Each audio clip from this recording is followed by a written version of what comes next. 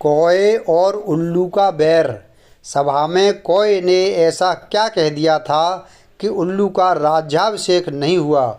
एक बार हंस, तोता, बगुला, कोयल, चातक, कबूतर, उल्लू आदि सब पक्षियों ने सभा करके यह सलाह की कि उनका राजा वैनतेय केवल वासुदेव की भक्ति में लगा रहता है, व्याधों से उनकी रक्षा का कोई उपाय नहीं करता, इसलिए पक्षियों का कोई अन्य राजा चुन लिया जाए। कई दिनों की बैठक के बाद सब ने एक सम्मति से सर्वांग सुंदर उल्लू को राजा चुना। अभिषेक की तैयारियां होने लगीं। विविध तीर्थों से पवित्र जल मंगाया गया, सिंहासन पर रत्न जड़े गए, स्वर्ण घट भरे गए, मंगल पाठ शुरू हो गया।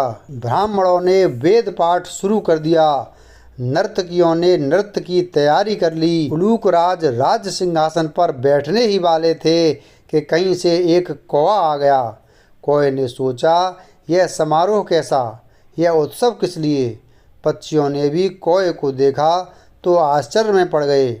उसे तो किसी ने बुलाया ही नहीं था, फिर भी उन्होंने सुन रखा था कि कौवा सबसे चतुर कूट राजनीतिक पक्षी है, इसलिए उससे मंत्रणा करने के लिए सब पक्षी उसके चारों ओर इकट्ठे हो गए।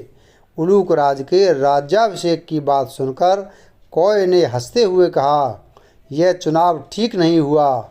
मोर, हंस, कोयल, सारस, चक्रवात, शुक आदि सुंदर पक्षियों के रहते दिवांध उल्लू और टेढ़ी नाक वाले अप्रियदर्शी पक्षी को राजा बनाना उचित नहीं है। यह स्वभाव से ही रौद्र है और कटुभाषी है। फिर अभी तो वैनतेय राजा बैठा है, एक राजा के रहते दूसरे को राज्यासन देना विनाशक है। पृथ्वी पर एक ही सूर्य होता है, वही अपनी आभा से सारे संसार को प्रकाशित कर देता है। एक से अधिक सूर्य होने पर प्रलय हो जाती है। प्रलय में बहुत से सूर्य निकल जाते हैं, उनसे संसार में विपत्ति ही आती है, कल्याण नहीं होता। राजा एक ही होता है, उसके नाम कीर्तन से ही काम बन जाते हैं। यदि तुम उल्लू जैसे नीच, आलसी, कायर, व्यसनी और पीठ पीछे कटुभाषी पक्षी को राजा बनाओगे तो नष्ट हो जाओगे। कौवे की बात सुनकर सब पक्षी उल्लू को राजमुकुट पहनाए बिना चले गए। केवल अभिषेक की प्रतीक्षा करता हुआ उल्लू, उसकी मित्र कृकालिका और कौवा रह गए।